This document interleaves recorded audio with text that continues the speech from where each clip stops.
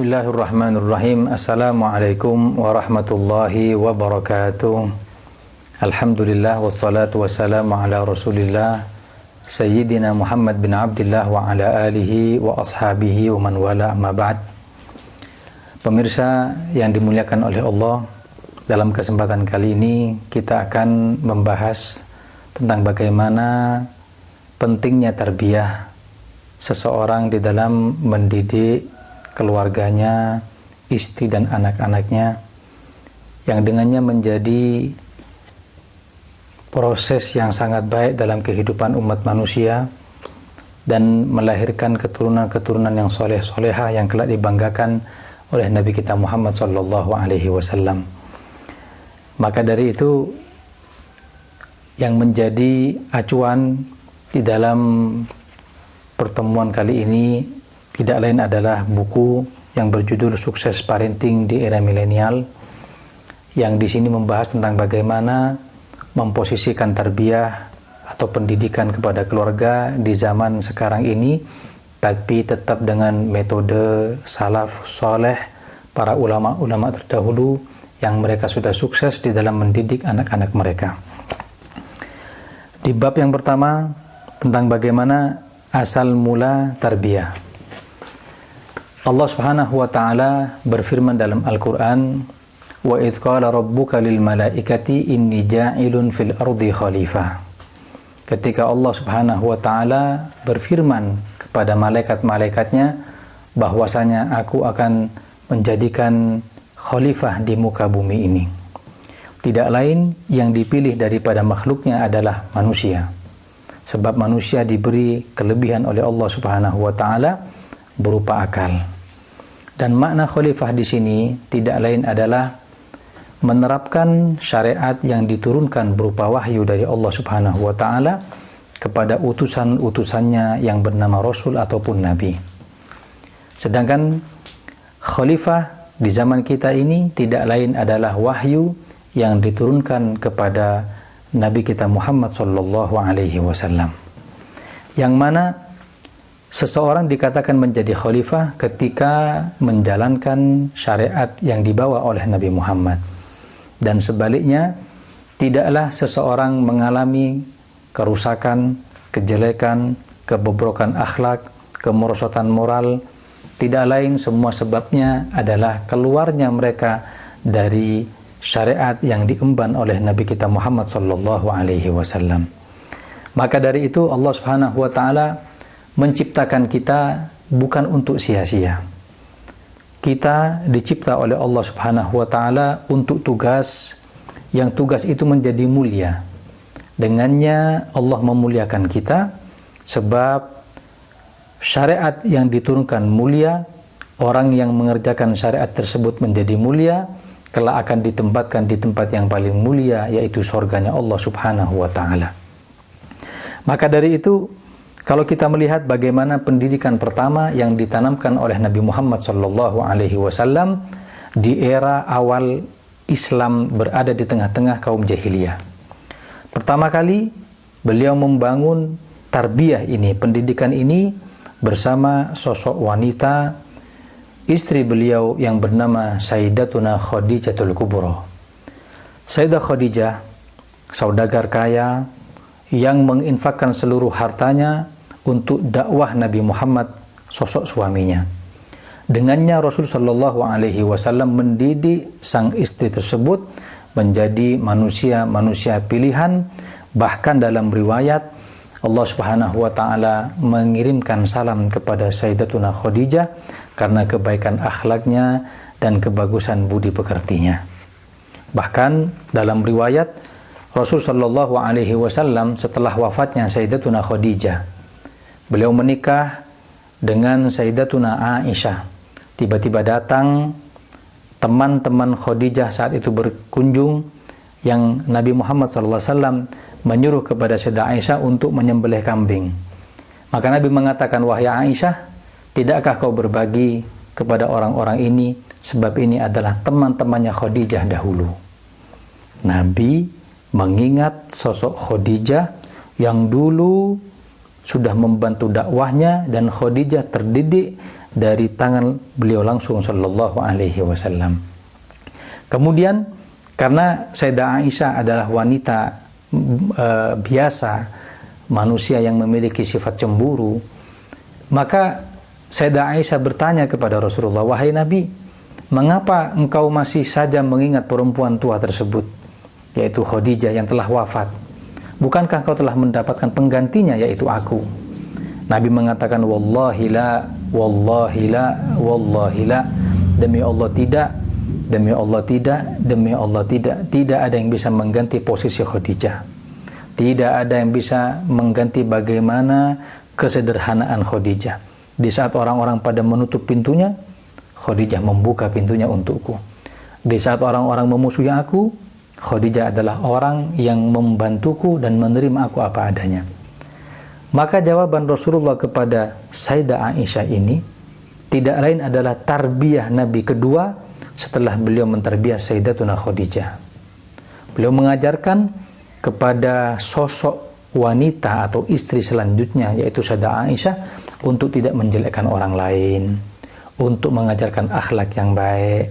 Tidak lain, ini adalah tarbiyah kepada keluarga, tarbiyah Rasul sallallahu alaihi wasallam kepada istri-istrinya. Pemirsa yang dirahmati oleh Allah Subhanahu wa taala, ini adalah asal mula tarbiyah yang ditanamkan oleh Rasul sallallahu alaihi wasallam kepada istri-istrinya. Dengannya keluar keturunan-keturunan yang solehah. Di antaranya dari Sayyidah Khadijah lahirlah Sayyidatuna Zainab atau Ruqayyah, Ummu Kulthum, bahkan wanita yang menjadi penghulu para wanita surga adalah Sayyidatuna Fatimah Az-Zahra, tidak lain adalah putri Sayyidatuna Khadijah. Kemudian di dalam buku ini juga dijelaskan bagaimana peranan sosok wanita yang akan menjadi ibu. Yang di sini disebutkan sebuah hadis, madrasatul ula. Sosok ibu itu adalah madrasah pertama bagi si anak. Yang mana ketika ibu tersebut solehah, maka dengannya anak-anak terdidik menjadi soleh-soleha. Kalau sebaliknya, sosok ibu tadi itu tidak solehah, maka jangan berharap memiliki anak yang soleh ataupun solehah. Adapun pengaruh atau media sosok ibu untuk mendidik si anak tadi itu tidak lain adalah memilihkan kepada si anak teman yang baik. Maksud teman yang baik di sini bukan teman duduknya atau di mana dia bergaul, bukan itu saja. Tapi apapun yang dipandang dalam keluarganya, yang dilihat di dalam rumah tangganya, yang dia ketahui di sekitaran rumahnya, itu adalah teman bagi si anak. Nabi mengatakan almar'u ala dini khalilihi. Seseorang itu tergantung agama temannya. Makna teman di sini adalah apapun yang dilihat oleh si anak. Seperti media, seperti HP, seperti perangai orang tua, seperti akhlak kakak adiknya. Semua ini adalah teman si anak ini.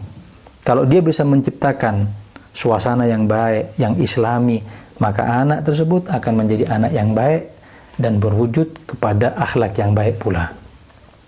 Namun sebaliknya, jika sosok ibu tidak mencontohkan sesuatu yang baik, yang ibu adalah temannya si anak, ayahnya juga demikian, kakaknya juga tidak dididik dengan pendidikan yang baik, maka si anak tersebut tidak akan menjadi anak dengan perangai yang baik. Bukankah Allah Subhanahu wa taala mengatakan inna sam'a wal basara wal fuada kullu ulaika kana anhu mas'ula? Bukankah mata, pandangan, hati semua akan dipertanggungjawabkan? Ayat ini mengisahkan bahwasanya pandangan, penglihatan, hati adalah pintu menyerapnya pendidikan anak, apa yang dia lihat setiap harinya di dalam sebuah keluarga. Maka penting sekali memiliki sosok ibu yang baik, yang solehah, dengannya akan tercipta keturunan-keturunan yang baik, yang kelak akan dibanggakan oleh Nabi kita Muhammad. Nabi mengatakan, fa inni mubahin bikumul umam yaumal qiyamah, kelak akan aku banggakan kalian, wahai umatku, di hadapan umat-umat yang lainnya. Bismillahirrahmanirrahim. Pemirsa yang dimuliakan oleh Allah, sebelumnya kita telah membahas bagaimana peranan sosok seorang ibu yang menjadi madrasah atau sekolah pertama bagi si anak. Tentunya ibu adalah sosok wanita yang menjadi penentu keberhasilan si anak. Dalam pembahasan kali ini, ada 5 tahapan anak tersebut bisa memiliki akhlak yang baik dan mendapatkan pendidikan yang baik pula. Tentunya dimulai dari sebelum dia menikah, sebagaimana Rasulullah SAW menganjurkan kepada umatnya, terutama kepada kaum laki-laki, untuk memilih sosok wanita yang baik, yang solehah, yang tolak ukurnya adalah agama. Nabi mengatakan, fadhfar bidzatid din taribat yadak. Wahai laki-laki, kalau kau ingin memilih, maka pilihlah wanita yang memiliki agama, dengannya anak-anakmu akan terdidik menjadi baik. Begitu pula sosok wanita. Rasulullah SAW menganjurkan kepada umatnya untuk memilih laki-laki yang baik. Sebagaimana Nabi mengatakan, idza atakum man tardona dinahu wa khuluquhu fazawwiju. Wahai kalian para orang tua, apabila datang sosok laki-laki meminta melamar putri kalian, yang kategorinya ada 2. Pertama, tardona dinahu, agamanya baik, wa khuluquhu, akhlaknya baik, fazawwiju, nikahkanlah. Maka tahapan inilah adalah tahapan pertama. Dengannya akan lahir dari kedua orang yang soleh-solehah tadi ini keturunan yang baik lagi baik. Sebagaimana Allah katakan, at-tayyibuna lit-tayyibat, laki-laki yang baik akan mendapatkan perempuan yang baik, wat-tayyibina wat-tayyibatu lit-tayyibin, dan wanita yang baik pula akan mendapatkan laki-laki yang baik. Pemirsa yang dirahmati oleh Allah Subhanahu wa taala, kita masuk ke dalam tahapan pertama, yaitu tahapan menikah. Seorang wanita dan laki-laki disunnahkan untuk menikah. Dan di sini ada ayat disebutkan dalam Al-Qur'an, Allah katakan, wa min ayatihi an khalaqalakum min anfusikum azwaja. Dan di antara tanda kebesaran Allah, Allah menciptakan dari jenis kalian pasangan, litaskunu ilaiha, agar kalian wahai laki-laki mendapatkan sakinah dengannya. Wa ja'ala bainakum mawaddatan wa rahmah, akhirnya akan terlahir dari keduanya mawaddah, rasa cinta, wa rahmah, dan kasih sayang. Seorang mufassir mengatakan, seorang laki-laki ketika fase menikah ini hendaknya memilih wanita yang bisa menciptakan sakinah dalam kehidupan rumah tangganya. Dengannya akan lahir mawaddah wa rahmah. Mawaddah akan timbul cinta dan akan timbul kasih sayang di dalam kehidupan suami dan istri. Maka menikah dan memilih pasangan yang baik menjadi fase pertama di dalam tarbiyatul islamiyah, pendidikan Islam tersebut. Adapun yang kedua, setelah pernikahan berlangsung dan telah terpilihlah pasangan yang baik, yang soleh dengan yang solehah, tentunya kedua mempelai ini mengharapkan buah daripada pernikahan, yaitu anak. Di sini fase yang kedua adalah masa kehamilan. Ketika seorang wanita dari pernikahannya dia mengandung si anak masa kehamilan, maka disitulah pentingnya tarbiyah di fase ini. Apa itu?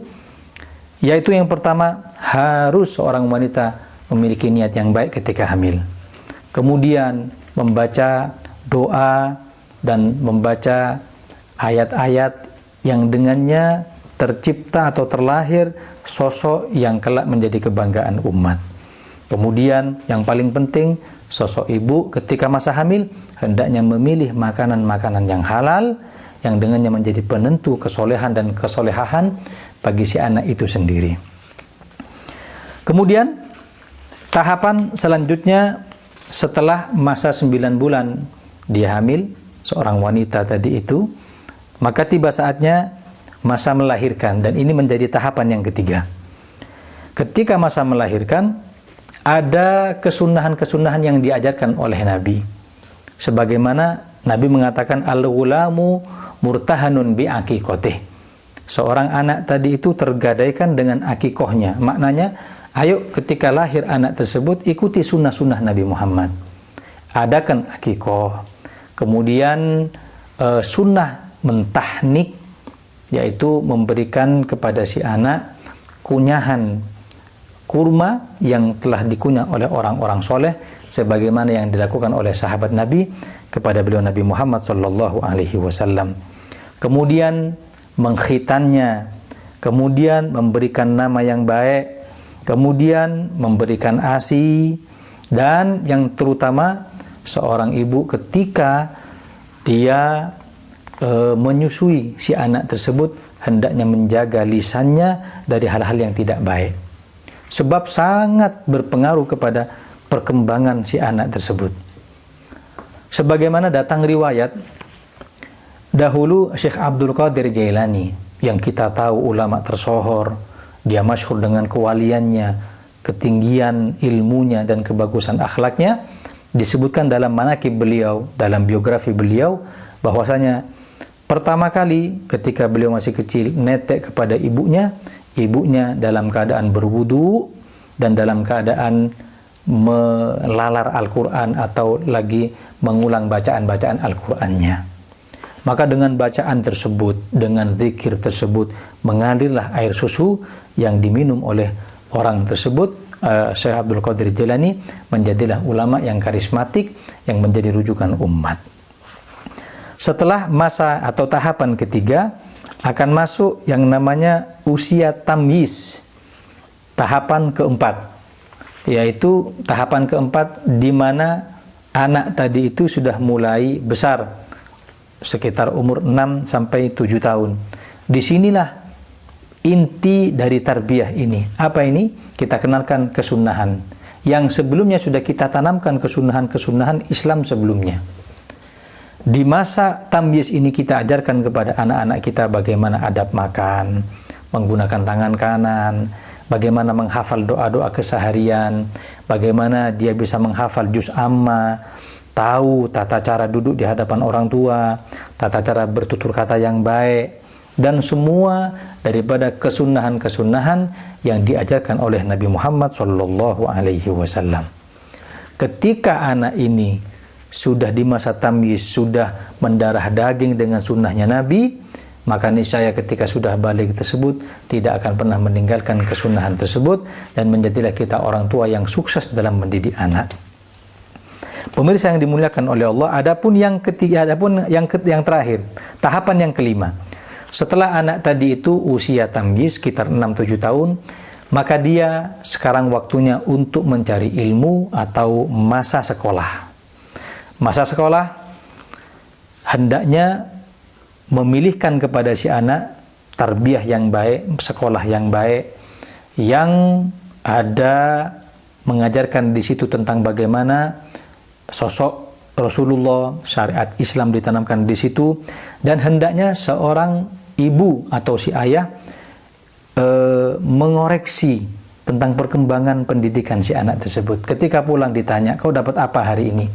Kau belajar apa hari ini?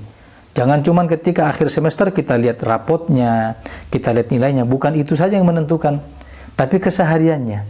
Kau bergaul dengan siapa? Kau tadi duduk dengan siapa? Hari ini kau hafal apa? Hari ini yang kau dapatkan dari faedah ilmu itu apa? Baik itu sifatnya ilmu umum ataupun terutama ilmu agama. Maka 5 tahapan yang menjadi suksesnya parenting di era milenial ini. Dengannya kita menjadi orang tua yang dibanggakan oleh Nabi kita Muhammad sallallahu alaihi wasallam. Bismillahirrahmanirrahim. Pemirsa yang dimuliakan oleh Allah, di pertemuan sebelumnya kita telah membahas 5 tahapan cara mendidik anak mulai kecil. Sekarang kita masuk ke dalam bagaimana kita melihat panutan umat di dalam mendidik anak-anak mereka.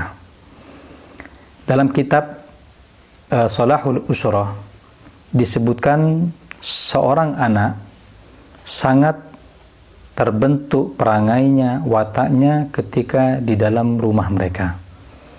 Kemudian akan terkontaminasi dengan akhlak teman-temannya yang ada di luar. Maka ada beberapa poin yang harus diperhatikan di dalam mendidik anak. Di antara yang paling penting adalah kerjasama seorang ayah dengan ibunya atau istrinya di dalam mendidik anak. Kita tahu bagaimana kesibukan sosok suami di luar. Bahkan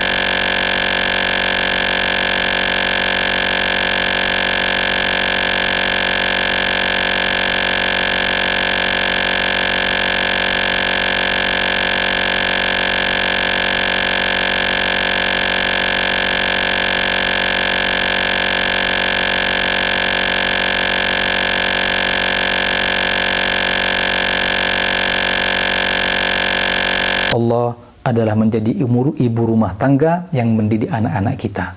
Sedangkan aku diperintah oleh Allah untuk mencari nafkah di luar. Ini yang perlu diperhatikan. Yang kedua, anak terdidik tentunya memiliki figur yang dia lihat setiap harinya. Kalau dia tidak bisa melihat figur keluarganya, maka dia akan mencari figur di luar daripada rumah tersebut. Dari sini kita bisa mengambil satu poin bahwasanya kemana anak kita digiring, begitulah dia akan tumbuh. Giring anak-anak kita untuk cinta kepada ulama, pewaris ilmu, pewaris akhlak, dengannya akan cinta kepada keluarga sahabat, dan dengannya akan cinta kepada keluarga Nabi Muhammad SAW.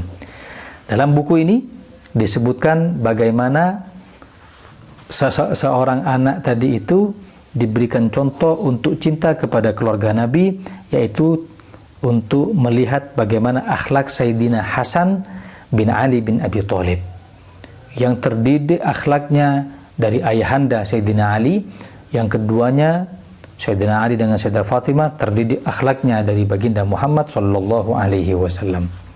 Di antaranya Sayyidina Hasan diajarkan oleh Nabi untuk berbuat yang dia yakini, bukan yang dia ragu. Dalam hadis Nabi mengatakan kepada Sayyidina Hasan, "Da'ma yaribuka ila ma la yaribuk." Tinggalkan yang meragukan olehmu kepada sesuatu yang yakin. Pilih yang yakin, bukan yang ragu. Ucapan ini jangan kita lihat materi ucapannya, tapi lihat bagaimana tarbiyah Nabi kepada sosok Sayyidina Hasan. Pemirsa yang dimuliakan oleh Allah, adapun bab selanjutnya, suksesnya seseorang dalam parenting tersebut, selain kerjasama suami istri, juga ada kerjasama antara sekolah dan orang tua. Pilih sekolah yang baik. Sekolah yang baik bukan sekolah yang mahal, bukan sekolah yang terkenal, bukan sekolah yang kadang kalau kita daftar saja harus nunggu. Nggak seperti itu tolak ukurnya. Tapi tolak ukurnya adalah sekolah yang di situ mengenalkan kepada Islam, mengenalkan kepada sosok nabinya, mengajarkan tentang kewajiban dan larangan. Berapa banyak yang di situ ada sekolah bahkan internasional, tapi tidak pernah mengajarkan bagaimana kewajibannya dalam sholat, kewajibannya untuk cinta kepada Nabi, bagaimana ta'zim kepada syiar-syiar Islam. Maka orang semacam ini dia sukses duniawi tapi belum tentu sukses ukhrawi. Akan tetapi masih banyak di sekitar kita lembaga pendidikan yang masih mengajarkan zikir, adab-adab Islam, kemudian mengajarkan Al-Quran, mengajarkan di situ kesunahan-kesunahan, mentakzimi ulama, maka sekolah itulah yang paling bagus untuk pendidikan anak-anak kita. Kemudian,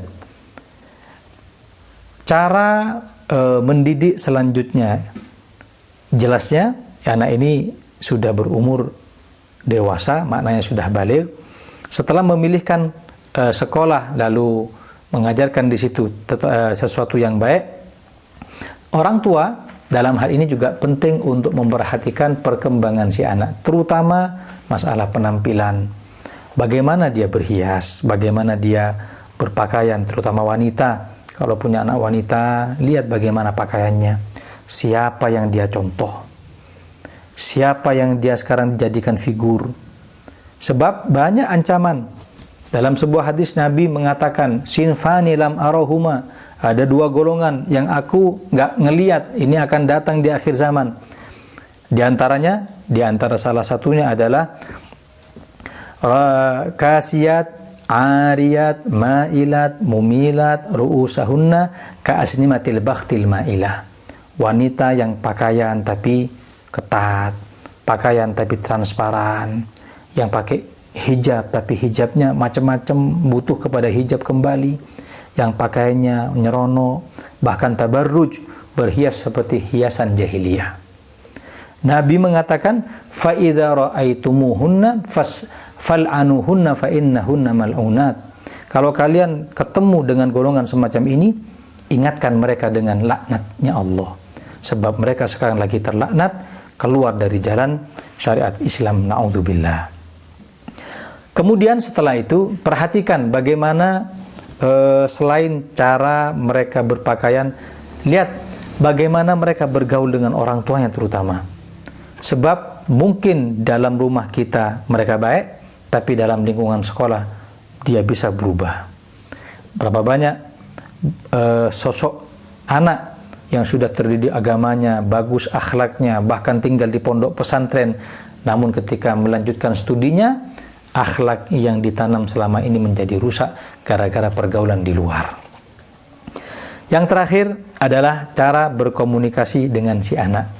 Hendaknya di poin ini orang tua mendekati si anak seperti layaknya teman.